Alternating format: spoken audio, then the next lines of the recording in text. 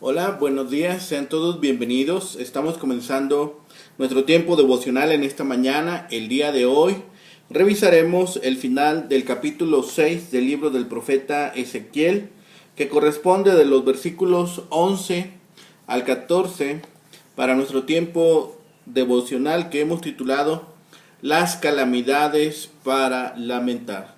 Las calamidades para lamentar. Recuerden que para este tiempo devocional estamos leyendo en dos versiones, Reina Valera 60 y en la Nueva Traducción Viviente. Dice la palabra de Dios, versículos 11 al 14 en la versión Reina Valera 60. Así ha dicho Jehová el Señor: palmotea con tus manos y golpea con tu pie y di: ay, por todas las grandes abominaciones de la casa de Israel, porque con espada y con hambre y con pestilencia caerán. El que esté lejos morirá de pestilencia, el que está cerca caerá a espada, y el que quede y sea asediado morirá de hambre. Así cumpliré en ellos mi enojo, y sabréis que yo soy Jehová, cuando sus muertos estén en medio de sus ídolos, en derredor de sus altares, sobre todo collado alto y en todas las cumbres de los montes, debajo de todo árbol frondoso y debajo de toda encina espesa, lugares donde ofrecieron incienso a todos sus ídolos, y extendré mi mano contra ellos, y donde quiera que habiten, haré la tierra más asolada y devastada que el desierto hacia Diblat, y conocerán que yo soy Jehová. Ahora la misma porción en la Nueva Traducción Viviente, versículos 11 al 14. Esto dice el Señor soberano: den palmadas y pataleen en señal de horror. Griten por todos los pecados detestables que ha cometido el pueblo de Israel. Ahora morirán por la guerra, el hambre y la enfermedad. La enfermedad herirá de muerte a los que estén desterrados en lugares lejanos. La guerra destruirá a quienes estén cerca, y cualquiera que sobreviva morirá a causa del hambre. Entonces por fin desahogaré mi furia en ellos. Sabrán que yo soy el Señor cuando sus muertos queden esparcidos en medio de sus ídolos y en torno a sus altares, sobre cada colina y montaña, y debajo de todo árbol frondoso, y cada colina y montaña, debajo de todo árbol frondoso, y cada árbol grande que da sombra, es decir, en los lugares donde ofrecían sacrificio a sus ídolos. Los aplastaré y dejaré desoladas sus ciudades, desde el desierto del sur hasta Ribla en el norte. Entonces sabrán que yo soy el Señor. La convicción de que Jehová es Señor, un resultado de la destrucción del pueblo por su idolatría, sería finalmente el resultado de todas las calamidades que viviría Israel. El profeta expresa aquí vívidamente el propósito de Jehová de castigar a su pueblo. Hiere con tu mano y huella con tu pie. Lo que traduce mejor en otras versiones: date golpes con tu mano y patalea con tu pie. Esto indica un enojo y una ira en extremo, y representa la indignación justificada de Dios en contra de su pueblo. Los sufrimientos de Israel como resultado de esta ira de Jehová se repiten luego: el que estuviere lejos morirá de pestilencia, y el que estuviere cerca caerá a cuchillo. Versículo 12. Nadie podrá escapar, todos morirán o sufrirán. Como consecuencia de esta agonía, llegaría al corazón del pueblo la convicción de que Jehová es el único Dios, por cuanto se revelaría que los ídolos en que han confiado han sido impotentes para salvarlos. Tornaré la tierra asolada y desierta, dice Jehová, más que el desierto hacia Diblat. Esta ciudad estaba al límite oriental de Moab. Desde ella se extendía un gran desierto hacia el este, casi hasta el río Éufrates. Solamente tal catástrofe nacional traería el reconocimiento de la soberanía de Jehová Dios. Así, la idolatría sería castigada por pestilencia, guerra y hambre.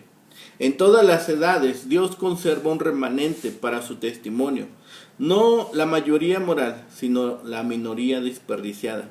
Siempre, cuando el pueblo se ha empecinado en su pecado, había un remanente que no había doblado sus rodillas ante los Baales. Aquellos que adoran al Dios vivo y amante gozarán de su misericordia. El mismo Ezequiel era uno de ellos, como lo eran al mismo tiempo Jeremías y Daniel. El versículo 14 que da final a este capítulo dice que aquella nación quedaría más asolada y devastada que el desierto hacia Diblat. Cobra un significado más completo, una devastación, una desolación, desde el desierto, el sur, hasta Riblá. Esto representa la extensión más máxima del territorio de Israel, desde el desierto de Judá hasta Siria en el norte. Por todo su territorio sería notable entonces el juicio de Dios.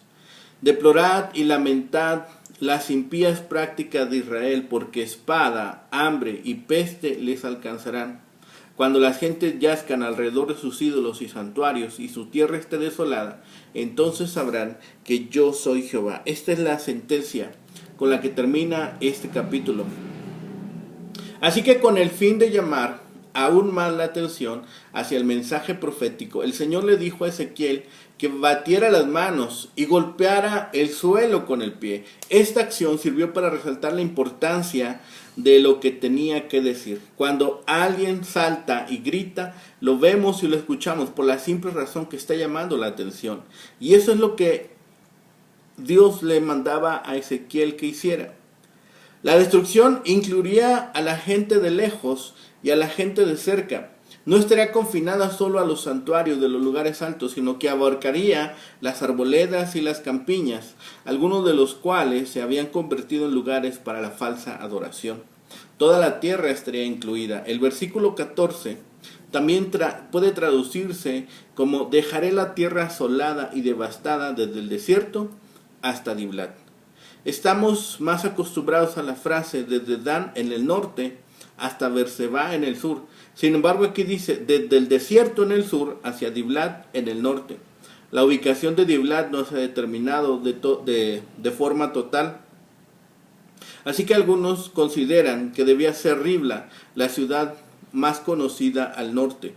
Puesto que en hebreo la R y la D son iguales, es posible que esa sea causa de un error de los copistas al traducir el texto. De todas maneras, el significado es obvio. Toda la tierra, desde el norte hasta el sur, sería desolada. Finalmente, Ezequiel repite las mismas amenazas, con un orden que Dios da al profeta para que haga lamentación por ellas. Por medio de ciertos gestos tiene que proclamar el sentimiento que tenían las iniquidades y de las calamidades de la casa de Israel. Palmotea con las manos y golpea con tu pie. Gestos que expresan pesar y duelo. No es solo una pataleta. Pensar que pueden ser gestos de satisfacción equivale a equivocar completamente el carácter y la misión de Ezequías.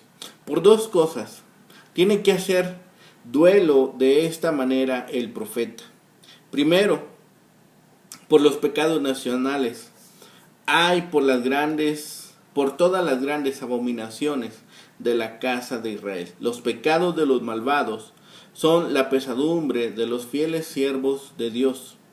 Y segundo, los castigos nacionales, porque caerán con espada, con hambre y con peste. Es nuestro deber ser afectado no solo por nuestros pecados y nuestros sufrimientos, sino también por los pecados y los sufrimientos ajenos, y mirar con compasión las miserias que los malvados acarrean sobre sí mismos, así como Cristo miró a Jerusalén y lloró sobre ella. También Ezequiel debe inculcar lo que había dicho anteriormente sobre la destrucción que les venía encima. Caerán y serán destruidos por medio de una variedad de castigos que les alcanzarán y les seguirán donde quiera que estén. En la sentencia de su castigo leerán la gravedad de su pecado. Donde se habían postrado en honor a sus ídolos, allí dejará Dios tendidos a sus cadáveres, para oprobio justamente de ellos y de sus ídolos. El país quedará completamente devastado, como antes las ciudades. Con respecto a la mención del desierto de Dibla, hemos hablado que Dibla es la misma que Riblá, situada en la frontera norteña del país. Y entonces esto sería la totalidad del territorio de Israel. Así que el juicio llega a todas partes. Después que los versículos anteriores nos han presentado un pequeño rayo de esperanza, el autor termina mostrando que el juicio de Dios llegará hasta donde se encuentre el pecador. Como podemos ver en la frase, así ha dicho Jehová el Señor. Se trata de una sección nueva que comienza con el pedido de parte de Dios que haga ciertos gestos simbólicos para luego pasar al mensaje propiamente dicho. El versículo 11 comienza con el pedido de Dios de que el profeta realice esta acción simbólica, en la cual se combinan gestos y palabras. Podemos ver en el texto que se habla de dos gestos y de una frase o una exclamación de valor simbólico antes de presentar el mensaje. En cuanto a los gestos, el texto nos habla de golpear con las manos y pisotear con el pie. La pregunta es, ¿a qué tipo de acción se está refiriendo el profeta? Distintos autores nos han presentado las posibles interpretaciones de la misma, ya sea como una parodia de las danzas dedicadas a los dioses paganos, allí palmeaban y bailaban, o como una imitación de una danza de guerra. Un ejemplo de una danza de guerra adaptada a la oración se encuentra en el Salmo 149, o un homenaje a la victoria de Dios en el Salmo 47. O finalmente una pantomima de las burlas que el vencedor haría sobre el vencido. Dos referencias bíblicas serían necesarias para tener en cuenta para interpretar correctamente el texto. En primer lugar, dentro del mismo libro de Ezequiel, en el capítulo 25, se hace referencia a este tipo de acción como una manifestación del desprecio de los amonitas. La segunda referencia es la que se encuentra en Números 24:10, donde se utiliza el palmear como una expresión de ira. También referencia en Nahum 3:19. Parecería que se debiera interpretar esas acciones como una expresión de la ira y al mismo tiempo de una burla por lo que habría de ocurrir con el pueblo. Luego, estas acciones, Dios pide al profeta que anticipe su reconocimiento de victoria. Tengamos en cuenta la expresión ay, que se trata de una exclamación. Estará usada como una expresión de alegría, como de un profundo dolor. En este caso, para expresar las emociones frente a las abominaciones de la casa de Israel, las consecuencias de las mismas. Los versículos 12 al 14 comienzan mencionando tres instrumentos de castigo: peste, hambre y espada, que son una repetición de los mencionados en el capítulo 5. Representan tres tipos de muertes para los que están en distintas situaciones o en distintos lugares. Cuando trata el tema de los lugares a los que llegará el castigo, es interesante notar que se trata de tres círculos concéntricos: lejos, cerca y el que se quede, donde el centro de la misma ciudad es Jerusalén. El énfasis es que nadie escapará. La ciudad de Dibla no es mencionada en ninguna otra parte del Antiguo Testamento. Es posible que, como hemos dicho, se refiera a Ribla, límite nordeste de la tierra prometida. Allí fue levantado luego de ser tomado prisionero el rey Sedequías por las tropas babilónicas cuando cayó la ciudad y quiso escapar. La referencia a Ribla y como opuesto al desierto representa una forma en la que se mencionan los polos opuestos representando la totalidad, es decir, hablando de toda la extensión de la tierra de Jerusalén. El versículo 13 identifica a los lugares de culto donde se cometían las abominaciones mencionadas en el versículo 11, sobre los cuales descargaría su ira. Allí ofrecieron grato olor a todos sus ídolos. Es notable que esta es una frase que se usa más de 30 veces en el libro de Levítico para referirse a los sacrificios a Dios. Ellos habían optado por ofrecer algo agradable a sus ídolos, por lo que sus cuerpos quedarían tendidos con los mismos. El pasaje termina con una fórmula: sabrán, conocerán que yo soy. Una frase que se ha repetido a lo largo de este libro. Así que se menciona el propósito del castigo y el deseo del profeta: que todo el pueblo reconozca a Dios. Se trata de un encuentro personal que espera que exista, entre ellos y Dios. Él quiere que su pueblo lo conozca a través de sus actos de amor y cuidado sobre sus vidas. Pero si a pesar de eso ellos se rebelan, Dios va a mostrarles quién es Él a través de la dura experiencia del castigo. La ira de Dios tiene el propósito pedagógico de guiar al encuentro con el Señor soberano. En esta última sección también vemos un elemento más. No solamente es el dramatismo del mensaje, sino también el dramatismo con el que es representado. Batir las manos, como hemos dicho, podría ser señal de regocijo o de burla. Ahí probablemente este símbolo significa mofa. Ezequiel debía mostrar este comportamiento burlón por todas las grandes abominaciones de Israel. La destrucción de Jerusalén por medio de espada, hambre y pestilencia resumen el castigo que ya había sido puesto en escena por la cuarta señal dada por el profeta en el capítulo 5. Los que escaparan de una calamidad en Jerusalén tendrían que encontrar otra que finalmente los derribaría. Las imágenes usadas se retoman de la primera parte de este capítulo. Se repiten porque Dios prometió que Él haría morir al pueblo en medio de sus ídolos, en derredor de sus altares, sobre todo collado alto, en todas las cumbres de los montes, debajo de todo árbol frondoso y debajo de toda encina espesa. En los lugares altos donde se erigían los altares con frecuencia, había árboles frondosos que representaban el crecimiento y posiblemente también la fertilidad. La encina, Elá, es el árbol de terebinto, un árbol de hoja caediza muy común en Palestina y que alcanza las alturas de 10 a 12 metros. El valle de Elá, donde David derrotó a Goliat, probablemente recibió ese nombre debido a la abundancia de estos árboles.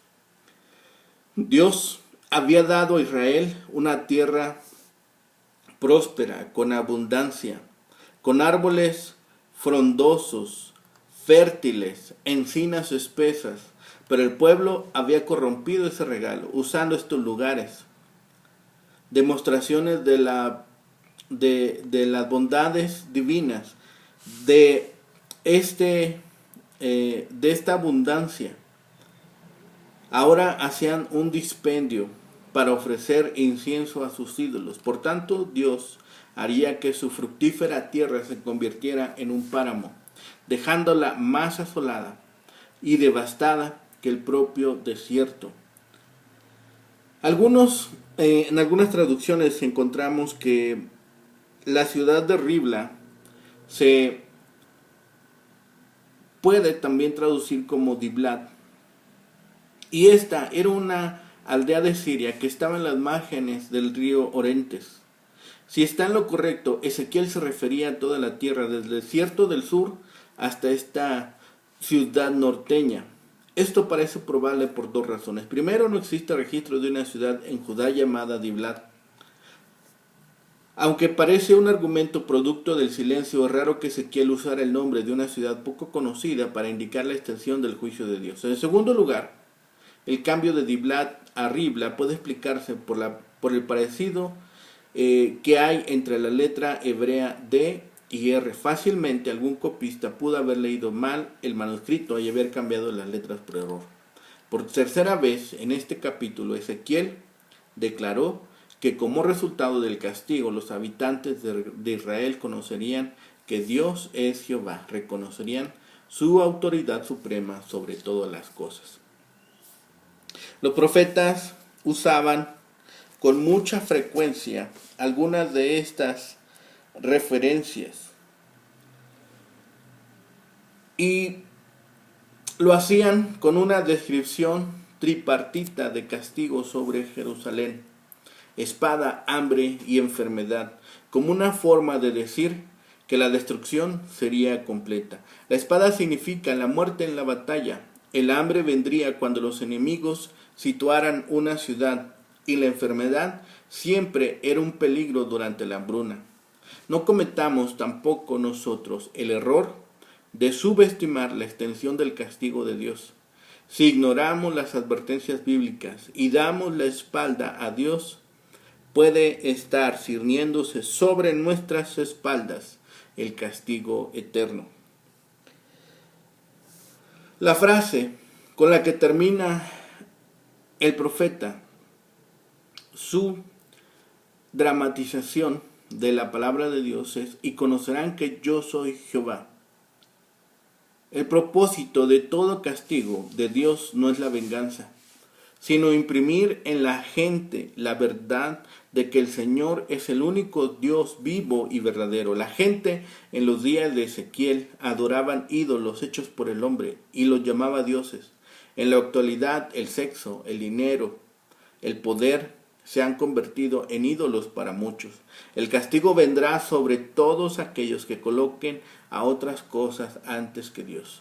Nos resulta fácil en nuestro mundo secular olvidarnos que solo el Señor es Dios, la autoridad suprema y la única fuente de amor y vida eternos.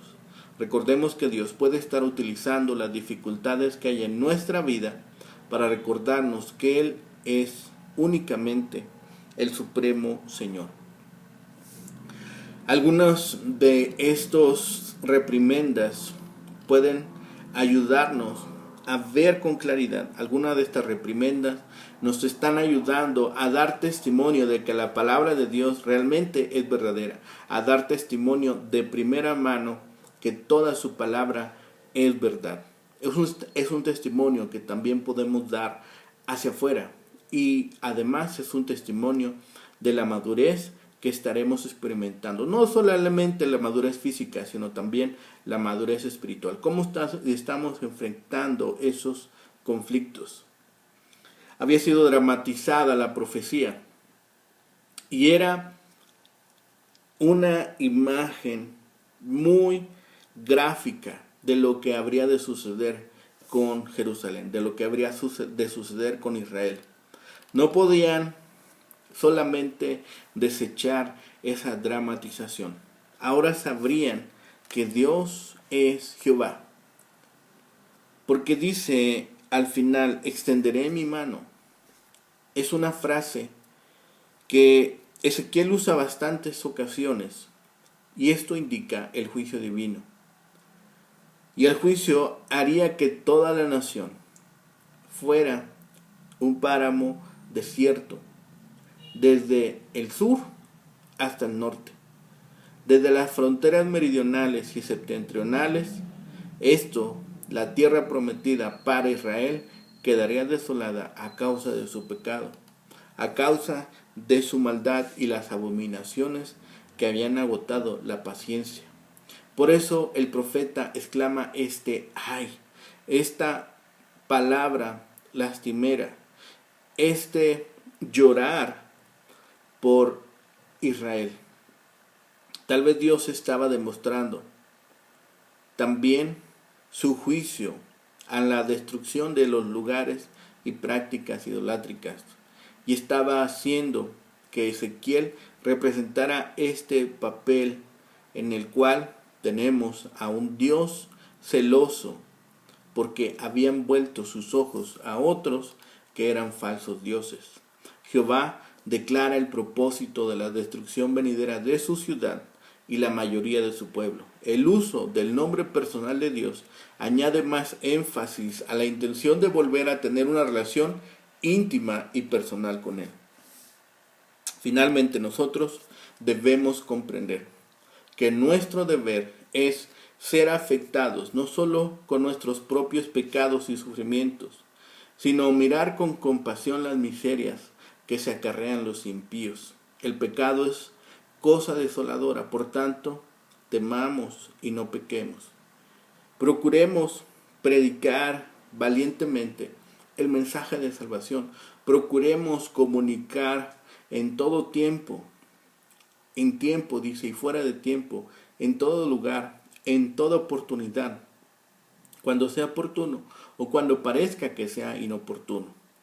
Prediquemos del Evangelio, porque también la miseria de la cual nosotros hemos sido rescatados aún se ciernen sobre aquel que rechazan la palabra de Dios. Si conocemos realmente el valor de las almas y el peligro al que se exponen los incrédulos, consideremos que todo pecador que se refugie en Jesús de la ira venidera tendrá recompensa por todo el desprecio u oposición con que podamos encontrarnos. Así que apuremos nuestros pasos. Consideremos también de valor cada alma, cada persona, así como Cristo lo hizo al morir en la cruz del Calvario.